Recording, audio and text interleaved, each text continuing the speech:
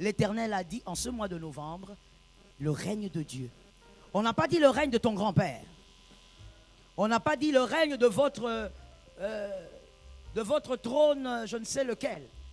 On a dit le règne de Dieu. Pas le règne de ton grand frère. Pas le règne de celui sur qui tu comptes. On a dit le règne de Dieu. Nous vivrons le surnaturel en novembre. Par le règne de Dieu. Oui. Comprenons ce que c'est, s'il vous plaît. Matthieu 6, 9 à 10. Matthieu 6, 9 à 10. Matthieu 6, 9 à 10. Voici donc comment vous devez prier. Notre Père qui es aux cieux, que ton nom soit sanctifié, que ton règne vienne, que ta volonté soit faite sur la terre comme au ciel. Rentrons vers le 9, s'il vous plaît. Voici donc comment vous devez prier. J'espère que nous écrivons tous, n'est-ce pas? Oui, c'est un campus, on écrit. Dans la maison de Dieu, on apprend. La maison de Dieu n'est pas un lieu de slogans, de distractions, de paroles inutiles, mais c'est un lieu d'apprentissage, de transformation, de guérison. Alors, un peu de grammaire ce matin ne nous dérangera pas. Cette phrase commence, plutôt je veux prendre, oui, la phrase, notre Père qui est aux cieux. Cette phrase commence par notre. Notre, pour ceux qui ont bien fait l'école primaire, c'est quoi notre? C'est quoi notre, s'il vous plaît? Oui, pronom possessif, adjectif possessif, c'est la même chose. C'est un adjectif possessif. Cet adjectif possessif précise quelque chose.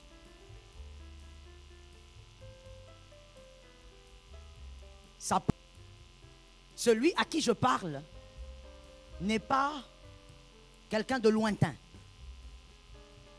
Celui à qui je parle, c'est quelqu'un de proche.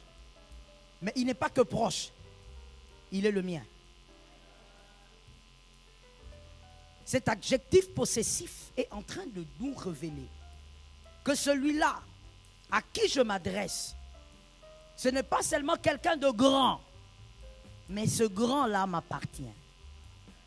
Il est à moi, il est à nous. Dans ce cas, il est à nous. Notre Père.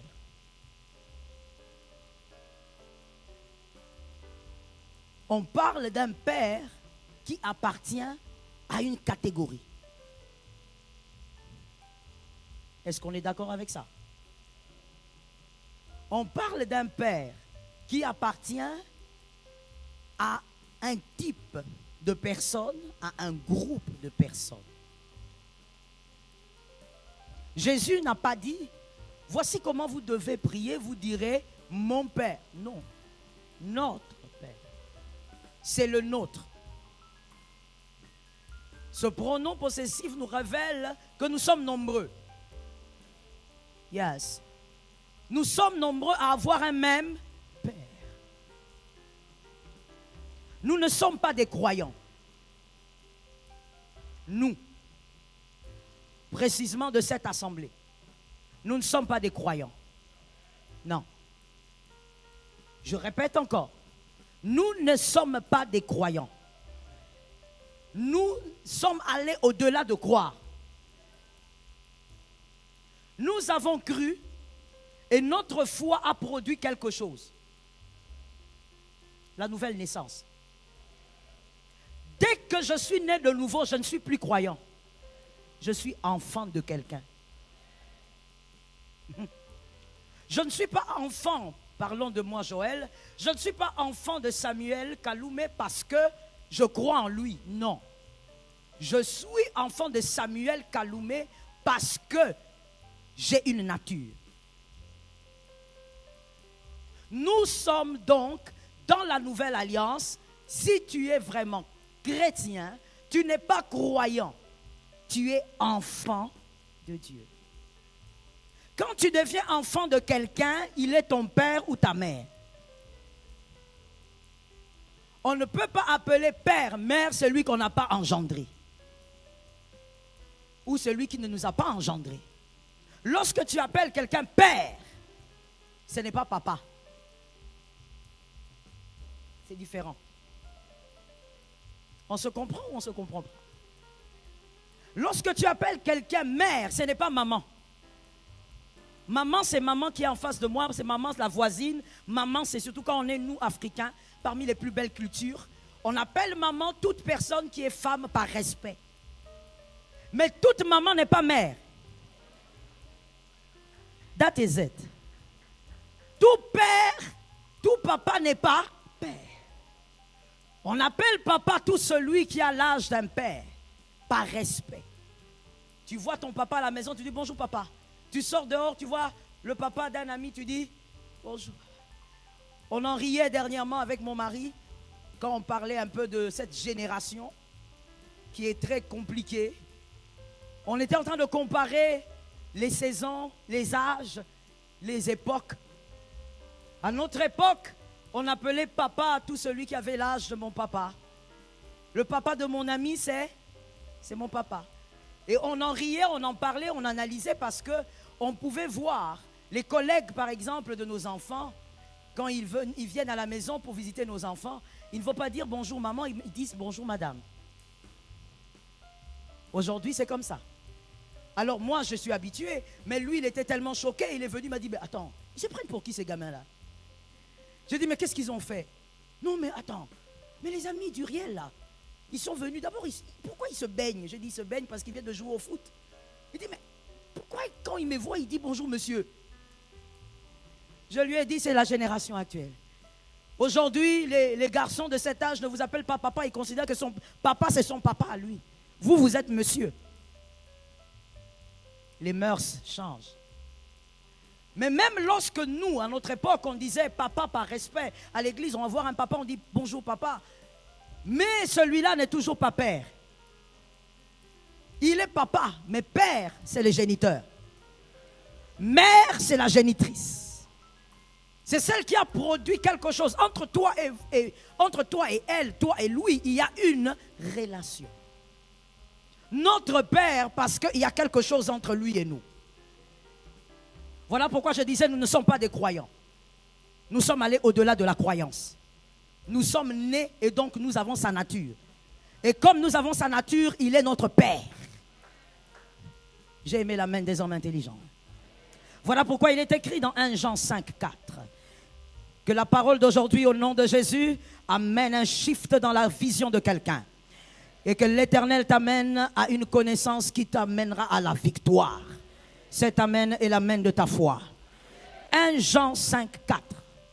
Parce que tout ce qui est né de Dieu triomphe du monde. Un croyant n'est pas forcément né de Dieu. Nous, nous avons cru et nous sommes nés. Voilà pourquoi aujourd'hui vous verrez des gens vous dire ben oui, moi je crois qu'il y a un Dieu qui existe, mais bon, il n'est pas le mien. C'est-à-dire, il croit, mais il n'est pas né. On peut croire sans être.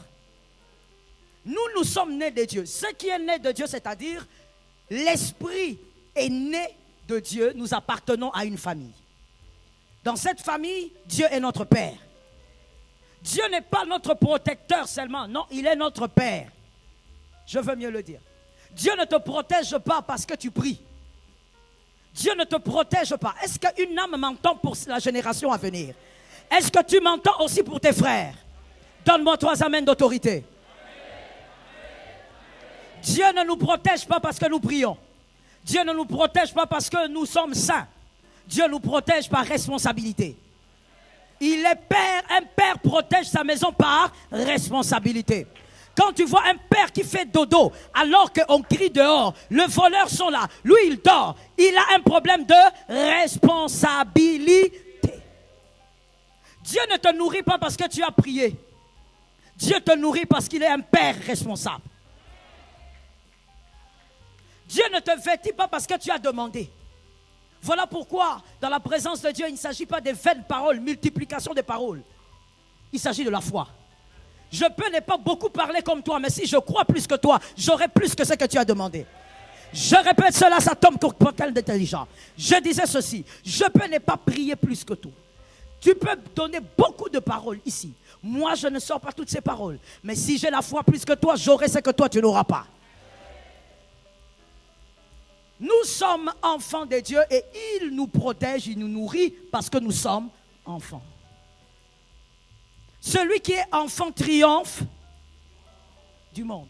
Pourquoi? Parce que toi, ton papa est ailleurs.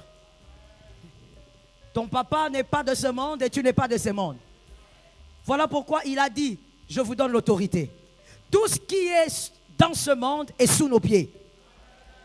J'aime ton amen. Voilà pourquoi nous triomphons du monde. Parce que tout ce qu'il y a dans ce monde se retrouve sous nos pieds. Et si je veux dire à quelqu'un, mon frère, même l'argent est étonné quand toi tu paniques devant l'argent. Je parle de l'argent parce que c'est quelque chose qui amène même l'homme à la mort. C'est quelque chose qui détruit les foyers.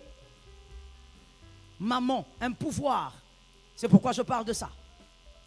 Même l'argent, devant un enfant de Dieu, l'argent est étonné quand toi, tu paniques devant lui. Parce que tout ce qui est dans ce monde est sous tes pieds. Tu triomphes du monde. Aucun mal ne t'arrivera. Tu triomphes du monde. Parce que tu as un père. Localise-moi quelqu'un, dit lui, j'ai un père. Jean 1,12. J'aime la version, j'aime ma version. Jean 1,12. Jean 1,12. Mais à tous ceux qui l'ont reçu, à ceux qui croient en son nom, elle a donné le pouvoir de devenir. Dans ma version, il est écrit, elle a donné le droit. J'ai le droit d'être enfant de Dieu. Tu as le droit d'être enfant de Dieu. C'est un droit. Il y a des choses qui doivent absolument te localiser. Parce que tu es enfant de Dieu. Notre Père qui est au ciel. Que Jésus nous donne la victoire. Alors écoutons-nous s'il vous plaît. Nous l'avons certainement compris. Que cette affaire de christianisme, ce n'est pas une affaire de dénomination. C'est une affaire de nature. Tu n'es pas chrétien parce que tu es dans une meilleure église. Non, ce n'est pas l'église qui fait de toi. C'est la naissance qui te donne la nature. Ne brandissez pas vos dénominations. Moi, je suis de telle église. Moi, je suis de telle... Mon pasteur est le meilleur. Selon qui, on ne sait pas. Comment tu as analysé ça, je ne sais pas. Comment tu as conclu ça, je ne sais pas. Non, mon pasteur prêche mieux. Comment tu sais, comment tu as calculé, je ne sais toujours pas. Mais ce n'est pas ça qui fait de toi le fils du Père. C'est la nature. Ce n'est pas en étant fidèle d'une église qui fait de toi le fils du Père. C'est la nature. Tu es né de lui. Tu as donné ta vie à Jésus, tu es né de nouveau. La dénomination ne donne pas de nature. C'est la naissance qui donne la nature. Et donc, quelqu'un d'intelligent est allé à la conclusion, la nature est plus grande que la dénomination.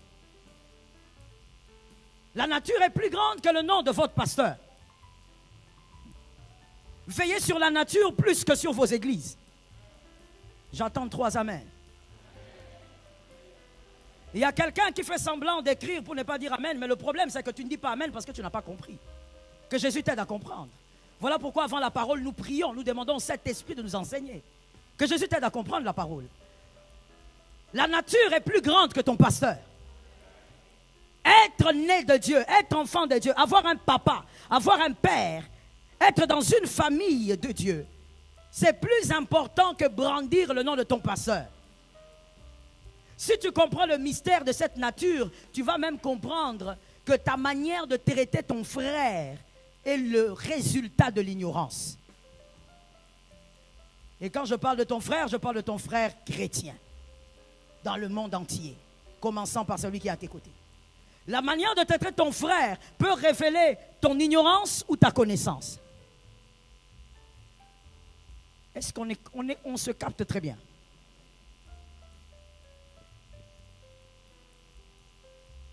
On va s'expliquer de cette manière.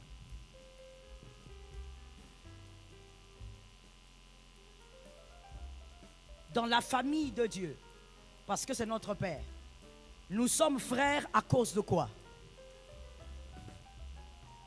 De la nature. Ce n'est pas à cause du fait qu'on a un même pasteur. Non, c'est à cause de la nature. On est enfant des dieux. On est né des dieux. Est-ce qu'on se capte? Alors voici l'erreur que certains commettent. Il va détruire son frère dans le Seigneur et il va protéger son frère biologique, tout en croyant que le frère biologique a plus d'importance que le frère spirituel ou le frère chrétien. Alors on va répondre à ça facilement, comme un chemin logique. Le frère biologique, cette fraternité, elle est éphémère ou éternelle? Aidez-moi à répondre facilement, vous voyez, hein? Ça va m'aider à avancer facilement, d'accord? La relation avec votre frère biologique, elle est éternelle, cette relation, ou elle est éphémère? Elle s'arrête à la mort. On est d'accord? La relation avec votre frère spirituel ou encore chrétien, parce que vous êtes dans la famille où vous avez un seul père.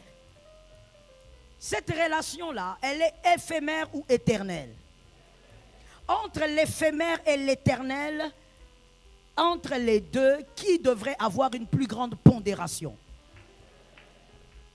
Celui qui valorise l'éphémère, listen to me, celui qui valorise l'éphémère plus que l'éternel, c'est une personne déjà condamnée. Je veux rédire. Celui qui valorise l'éphémère plus que l'éternel est une personne déjà condamnée. Pourquoi? Il n'y a que les condamnés qui valorisent l'éphémère. Et ça, c'est Lucifer. Voilà pourquoi même quand il va tenter Jésus, il dit, adore-moi, je te donne tout ça. Il est dans l'éphémère. Il dit aux musiciens du monde, vous me donnez vos âmes, je vous donne la gloire. Il est dans l'éphémère. Tout celui qui valorise l'éphémère est un être. Dieu n'est pas dans l'éphémère. Voilà pourquoi quand on lui pose la question, il dit, cherchez d'abord le royaume de Dieu. Nous, on te pose la question sur notre vie ici sur la terre, toi tu nous dis, cherchez d'abord le royaume de Dieu. Il vous parle d'abord de ce qui est éternel, parce que ce qui est essentiel pour Dieu, c'est d'abord, aide-moi à dire à ton frère, ce qui est éternel est essentiel. Alors, maintenant, calcul 1 plus 1 égale 2, logique. Lorsque toi, tu es prêt à tuer ton frère chrétien, à tuer ton frère chrétien pour quelque chose, or, que cette relation est une relation plus sacrée, et tu privilégies ton frère biologique parce que tu dis, c'est mon sang, c'est le niveau de connaissance qui t'amène dans un trou. Ton ignorance est en train de dicter tes actes. Sors de ton ignorance au nom de Jésus. Les deux relations sont des relations de sang.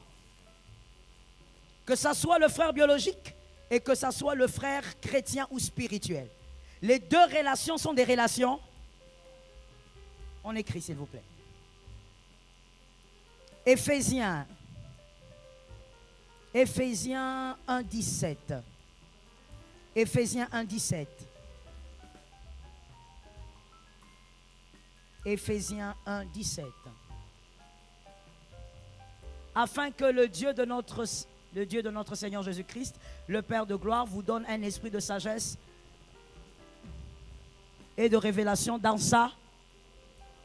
Que quelqu'un reçoive un esprit de sagesse. Je croyais qu'il allait avoir un amen un peu plus puissant que ça. C'est plus que l'argent, mon frère, d'accord? Je sais que tu aimes l'argent, mais ça c'est plus. Alors je disais, recevez un esprit de sagesse. Recevez un esprit de révélation. Que votre connaissance soit impactée par la sagesse. Si ta connaissance est impactée par la sagesse, tu ne commettras pas ce genre d'erreur et la faveur de Dieu va t'accompagner. Est-ce qu'on se capte? Prenons Éphésiens 2:13. Éphésiens 2:13. Mais maintenant en Jésus-Christ, vous qui étiez jadis éloignés, vous avez été rapprochés par Le sang de Christ. Le sang du Christ. Donc, nous avons un Père parce que le sang de Jésus nous a récupérés. Donc, notre relation est aussi une relation plutôt de... Nous avons une relation de sang. Voilà pourquoi nous avons un seul Père. Est-ce qu'on est d'accord? All right. Les deux messieurs, venez. Rapidement. Tenez-vous debout là. Rapidement. Descendez là. Soyez côte à côte. Voilà. Celui qui est à votre gauche, c'est votre frère biologique. À votre droite, c'est votre frère spirituel ou le frère chrétien qui est indonésien, qui est camerounais, qui est éthiopien, peu importe. Le frère biologique est votre frère à cause de quoi? Du sang. On a le même sang. Voilà pourquoi on a le même papa, on a la même maman, on a le même sang. De l'autre côté, l'Écriture nous dit aussi que nous sommes un par le sang. Donc les deux relations, c'est des relations de sang. J'aime pas beaucoup donner ce genre d'exemple, mais je suis obligé. C'est à cause de la connaissance de ces choses que des personnes comme les musulmans, quand ils arrivent à un endroit, vous leur donnez 5 jours, ils seront plus forts que vous. À cause de ce que j'explique maintenant, et quelqu'un dans la salle là est même en train d'avoir sommeil. Ça veut dire que le niveau de son ignorance l'amène même à voir.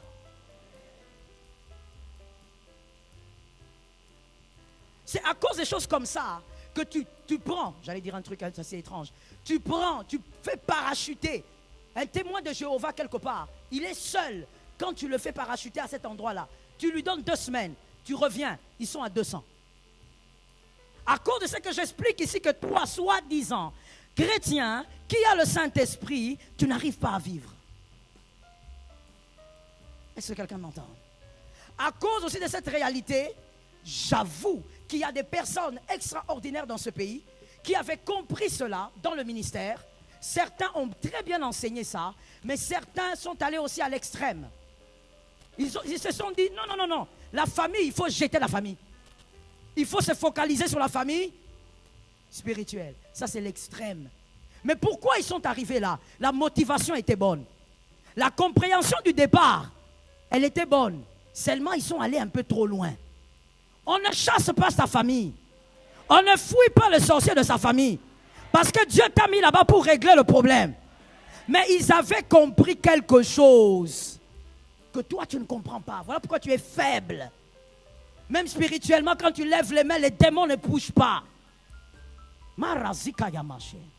Quand on ne comprend pas l'échelle des valeurs, on devient un échec. Aide-moi à dire ça à 3 personnes. Voilà. Celui qui dormait là, il est en train de dire, quand on ne voit pas l'échelle, on tombe. Tu vois? C'est ça le problème, quand on aime seulement des choses basses. On aime seulement Yamba, Toko Tumbaye, Toko Kangaye. Voilà, quand tu aimes tellement des prédications basses, c'est ça les résultats. Tu es incapable, comme à l'université, de te mettre et d'écouter quelque chose de concis, de normal. Non. Pongi et Zozoyo. On dit l'échelle des valeurs, toi tu dis, quand tu ne vois pas l'échelle, tu vas tomber. Localisme, quelqu'un d'autre dit lui, quand on ne comprend pas l'échelle des valeurs, on finit un échec. Dans la vie, il faut connaître l'échelle des valeurs. Ça rend puissant. Est-ce que quelqu'un m'entend bien? Si ce n'était pas la grâce, mon frère, parce que je ne sais même pas comment appeler ça, on serait déjà envahi et trop envahi par les musulmans. Et ne blague pas. Mais d'où vient cet amour-là entre eux, cette compréhension-là, au point où il peut te jeter dans le trou où il récupère son frère? Je ne parle pas de frère biologique, je parle de son frère musulman. Parce qu'il a compris ça. Toi, chrétien, tu es dans l'illusion. Par la grâce de Dieu, il faut qu'on reste dans l'équilibre. On ne va pas non dire, on va s'éloigner de nos familles. Non, on va rester dans l'équilibre. Je disais, celui qui est à ta gauche, c'est ton frère. À droite, les deux, vous êtes liés par... D'accord. Lorsque 2 choses semblent se ressembler, ce qui doit maintenant équilibrer les choses ou créer la différence, c'est la qualité. Retenez ça pour la vie. La qualité.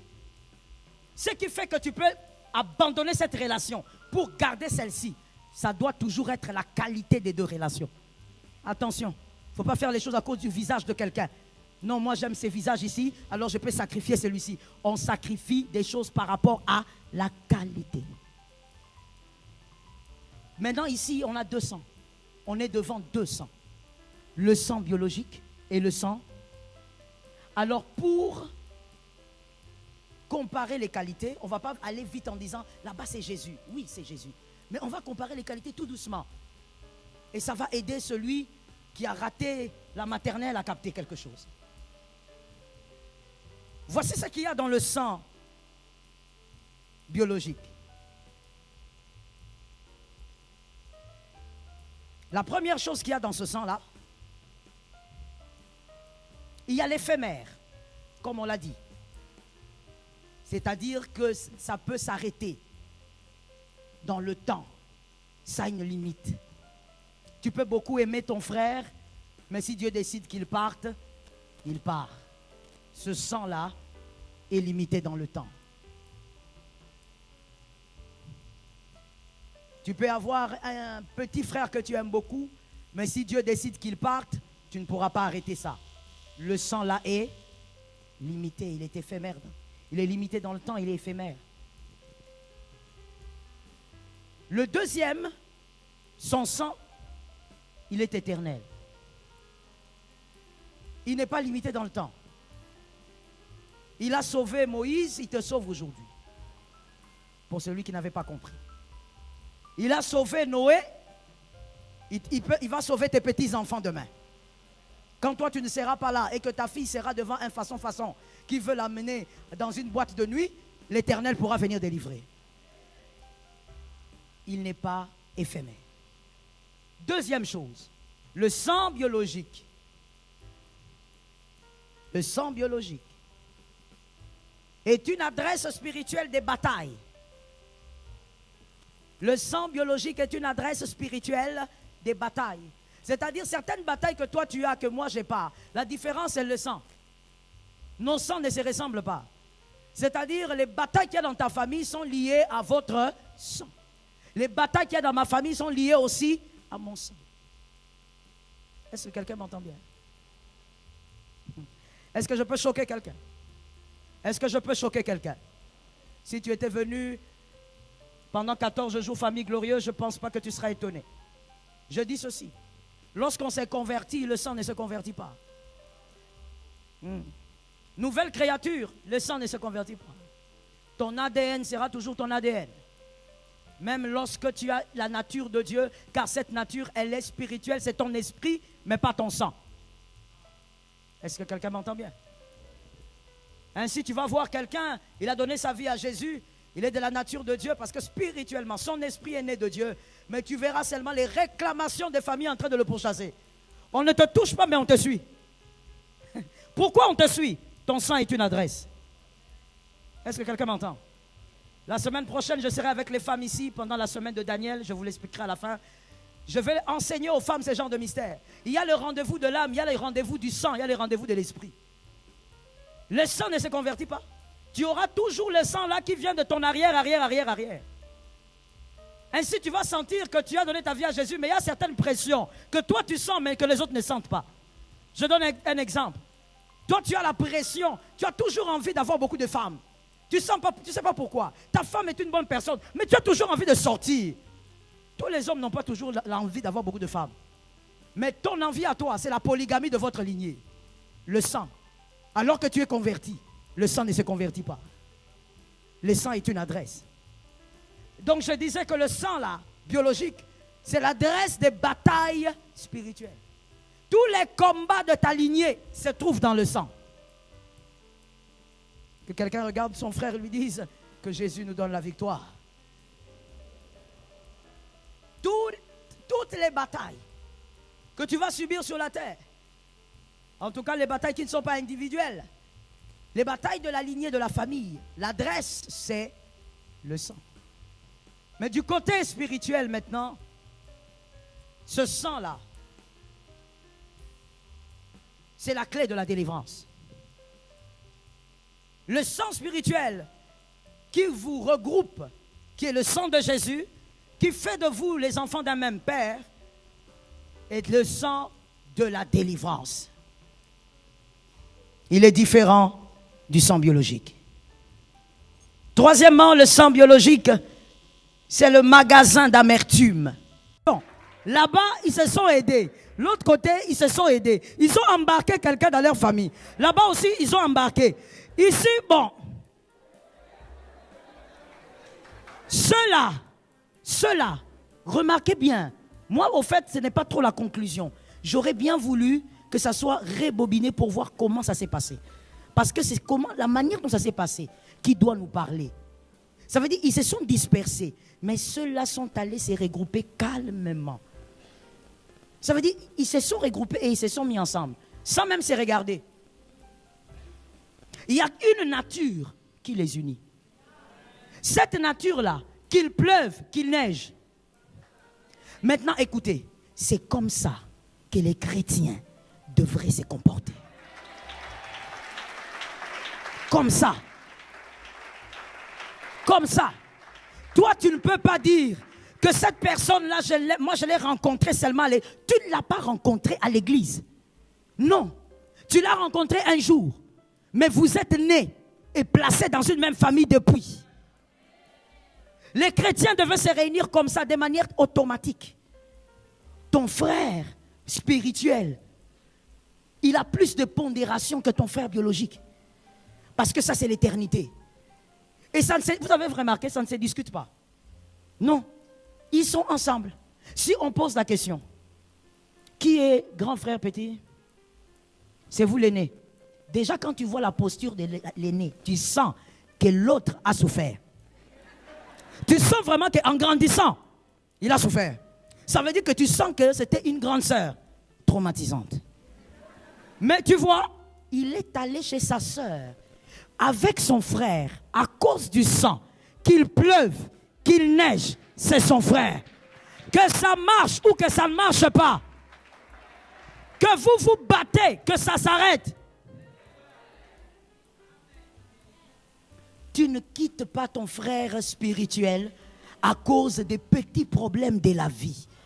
Cette unité-là vous rend fort. Je suis contre ceux qui ont dit, éloignez-vous de la famille, c'est la famille spirituelle qui est essentielle. Non, restez dans l'équilibre. Parce que votre famille biologique a besoin aussi de la délivrance. Votre famille biologique doit connaître Jésus. Donc on ne quitte pas sa famille biologique, mais on respecte la famille spirituelle. Est-ce que quelqu'un m'entend bien? Que Jésus vous bénisse. Allez avec vos cadeaux.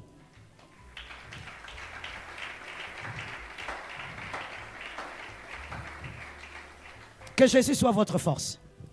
Laisse-moi finir en disant ceci. Lorsqu'on est dans cette famille-là, la famille spirituelle, on impacte la terre. Parce qu'on est d'une famille spirituelle. Notre papa est puissant. Donc on n'a pas n'importe quel père au fait. On a un père puissant qui nous permet d'impacter. Alors écoute le premier impact. Forcément, je continuerai dimanche prochain si Jésus nous prête vie. Écoute le premier impact lorsqu'on est enfant de cette famille spirituelle dont Dieu éternel est notre Père. Genèse 21, 17. C'est le premier impact. Genèse 21, 17. Genèse 21, 17. Un peu plus de rapidité s'il vous plaît. Dieu entendit la voix de l'enfant et l'ange de Dieu appela du ciel Agar et lui dit, qu'as-tu Agar? Ne crains point, car Dieu a entendu la voix. J'aimerais qu'on répète cela s'il vous plaît pour ceux qui peuvent bien voir. On commence au niveau de ne crains point. On y va, 1, 2, 3. Ne crains point, car Dieu a entendu la voix dans le lieu. La voix de qui? Oui, la voix de l'enfant. C'est-à-dire qu'il a un père. L'ange est venu parce que c'est l'enfant d'Abraham. C'est le sang qui a appelé l'ange. Yes, c'est le sang qui a attiré l'ange. Parce que c'est l'enfant. On a dit, Agar, toi tu es grande, tu es maman. On t'a vu pleurer, mais tu ne comptes pas. Ce n'est pas à cause de toi que je suis venu. Et je ne te délivre même pas toi, Agar. Je parle à quelqu'un d'intelligent. Lorsqu'on est dans cette famille-là, que toi tu négliges, il y a des personnes qui seront délivrées parce que Dieu a entendu ta voix. Dieu entend ta voix parce que toi tu es son fils. Et parce qu'il entend ta voix, les Agars de vos familles bénéficient de la délivrance. Donne un amen que tu entres dans un couloir. Les premiers impacts, mon frère, tu vois pourquoi tu es fragile? Tu vois pourquoi il y a des choses que tu ne vis pas? Parce que tu négliges la famille éternelle, la relation avec les frères éternels. La Bible dit, à cause de la voix de l'enfant, c'est parce qu'il a le même sang qu'Abraham que moi je viens. C'est parce que tu es enfant de Dieu que certaines délivrances arriveront. Et il y a des gens dans ta famille qui ne méritent pas la délivrance de Dieu, mais qui vont profiter de la délivrance. En ce mois de novembre, Dieu entendra ta voix parce que tu es enfant et il y a la délivrance qui va se manifester dans la famille. Il y a des gens aussi qui vont profiter de la délivrance. Non, lève ta main droite, dis avec moi, ils profiteront de la délivrance. Ah, le premier impact, c'est celui-là.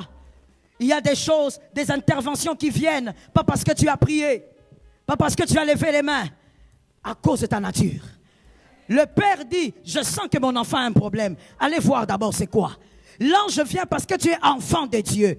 L'ange se dépêche parce que toi tu es enfant de Dieu. Je vais mieux le dire, l'ange vient parce que tu es dans une famille. Ah, j'ai envie de dire quelque chose, je libère ça pour ma maison également.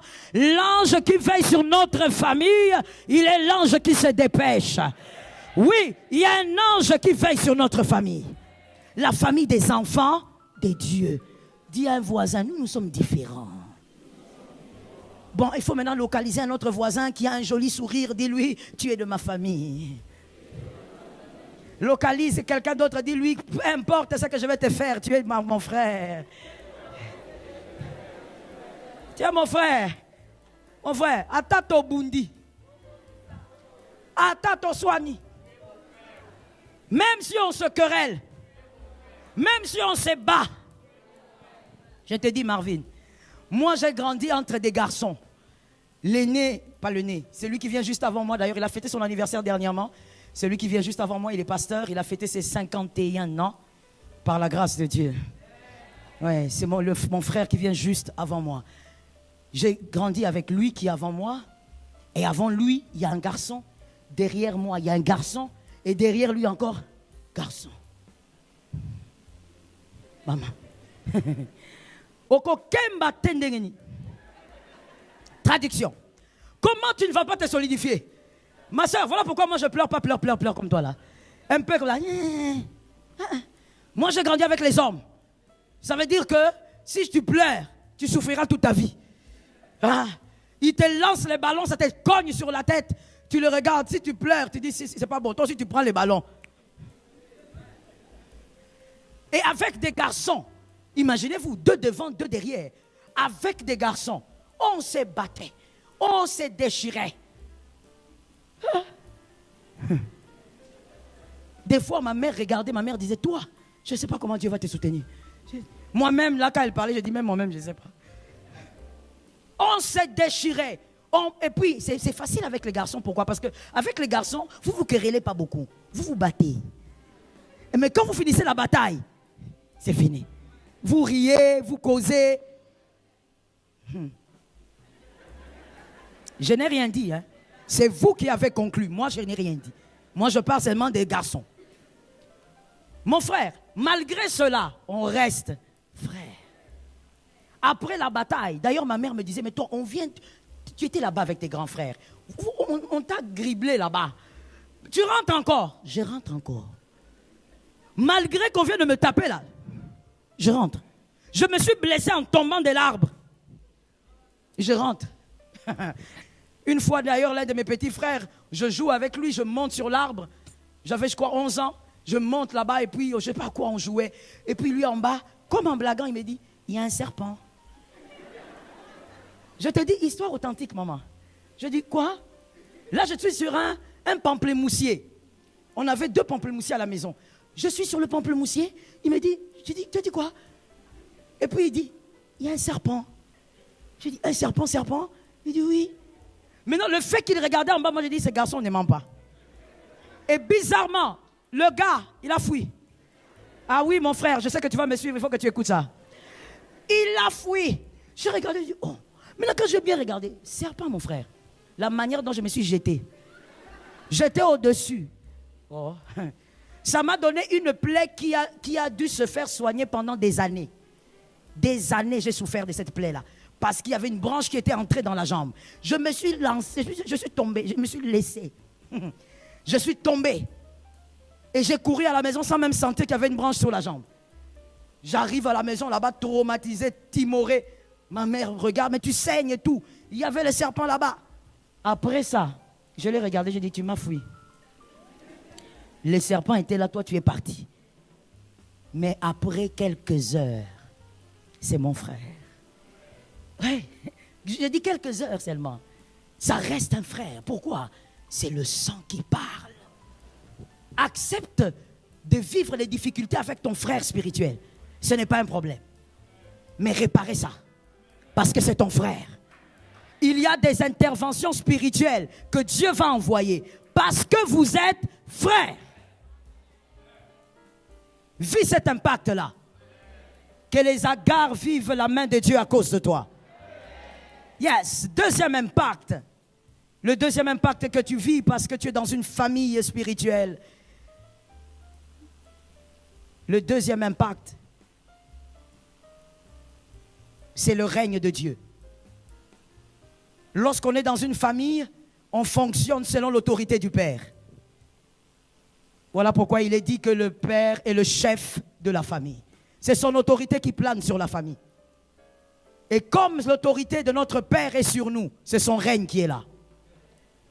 La version anglaise dit que ton royaume s'installe. Lorsqu'on est dans la famille de Dieu, là, que tu négliges, le règne de Dieu s'installe. Il y a des choses qui ne nous arrivent pas. Est-ce que quelqu'un m'entend bien? Mon frère, je vais finir en te disant, tu es le frère de Jonas. Ah, il y a quelqu'un qui n'a pas compris. Mais quand tu vas comprendre, je sais que tu diras un grand amen. Tu es le frère de Jonas. Je parle de Jonas le prophète. Celui qui avait fui l'appel de Dieu là. Vous êtes de la même famille. Vous avez un même papa. Lorsque le règne de Dieu est là, lui-même Dieu te récupère même lorsque tu fuis. Dieu lui-même te récupère même lorsque le mal veut t'atteindre. Il y a des choses qui ne pourront pas te rater parce que Dieu lui-même te récupère. Tu es le frère de Jonas. Quand le règne de Dieu est là, même si tu veux fuir la bénédiction te récupère. Est-ce que quelqu'un m'entend? En ce mois de novembre, il y a des choses derrière lesquelles tu ne courras pas. Non, tu ne vas pas courir. Tu as couru en octobre, c'est assez. Tu as couru en janvier, c'est assez. Tu as couru en février. Tu as couru en avril. Tu as couru en mars. Mais cette fois-ci, le règne de Dieu va te prendre et va te placer à Ninive. On va te poser à Ninive. Le règne de Dieu. Parce que tu es dans une famille. Dans notre famille, Dieu nous impose là où il y a notre bénédiction. Aide-moi à dire ça à 5 personnes. Est-ce que tu as compté? 5. Dieu nous impose. Ceux qui sont à l'extérieur, est-ce que vous le dites? Dans notre famille, Dieu nous impose là où il y a la grâce. Voilà pourquoi localise un frère, dis-lui, je ne peux pas te jalouser. Alléluia. Quelqu'un a bien dit ça. Mon frère, pourquoi vous ne dites pas ici? Vous avez des problèmes de cœur ici? Vous êtes trop jeune pour avoir des problèmes de cœur. Localise quelqu'un, dis-lui, je ne peux pas te jalouser. Vous savez pourquoi? La première grande raison, il y a plusieurs, mais la première, il est écrit, voici les miracles qui accompagneront. Ceux qui t'accompagnent m'accompagnent. Ceux qui accompagnent mon frère accompagnent l'autre. On est de la même famille. Ce qui est derrière toi est derrière l'autre là. Ah, regarde un frère, dis-lui, ce qui est derrière toi est derrière moi. Est-ce que quelqu'un m'entend bien? On est de la même famille. On dit le miracle accompagne les gens d'une même famille. Ceux qui ont cru, ceux qui sont nés de nouveau. Les miracles les accompagnent. Les choses glorieuses accompagnent. On n'a pas le temps de jalouser l'autre. Mais écoute-moi très bien. Pourquoi est-ce que lorsque les mêmes choses qui nous accompagnent ne se manifestent pas au même moment? Parce que dans la famille, les parents, les bons parents, apprennent aux frères à ne pas se jalouser. Ce qui t'est arrivé hier arrivera peut-être à ton frère après 4 ans. Tu sais pourquoi? Dieu apprend dans la famille à avoir un cœur d'amour. On ne se jalouse pas. Alors je déclare au nom de Jésus, dans la famille de Dieu, tu vivras la main de Dieu au temps fixé. Ce qui est derrière ton frère est aussi derrière toi. Ce que l'Éternel a mis dans la famille te localisera. Je l'entends et je libère. En ce mois de novembre, la délivrance à cause de ta nature arrivera. Pas à cause de tes prières, pas à cause de tes jeûnes. Laisse-moi mieux le dire, tes jeûnes sont trop petits. Tes prières sont trop petites. Ça sera le règne de Dieu. Parce que tu es dans la famille de Dieu. Ce qui était rare va devenir ordinaire. Que ceux qui sont derrière me donnent un amen. Lève ta main droite et dis avec moi, au nom de Jésus, je refuse d'être l'instrument du diable. À partir d'aujourd'hui, le diable ne peut pas m'utiliser. Je déclare que dans la famille de Dieu, je vis mon héritage. Je bénéficie de mes grâces. L'Éternel m'arrose avec mes frères. Lorsque mon frère sera libéré, moi je témoignerai.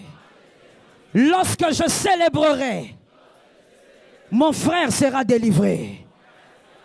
Garde ta main droite levée, on va déclarer ce mot 7 fois. Voici le mot. Plus jamais. Voici la phrase. Plus jamais. Plus jamais quoi? Plus jamais tout ce que tu veux. Mais parce que tu es de la race de Dieu. Tu es enfant. Descends un peu ta main, je vais te dire quelque chose. Je pose la question. Qui ont vécu ici ceci?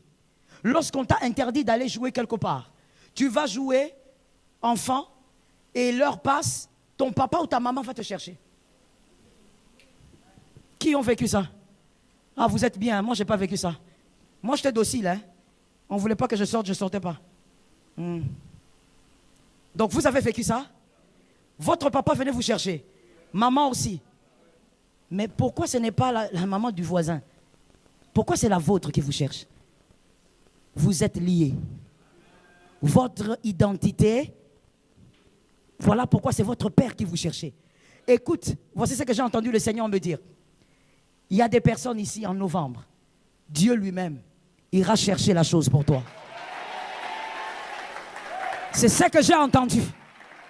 Dieu lui-même ira chercher la chose là.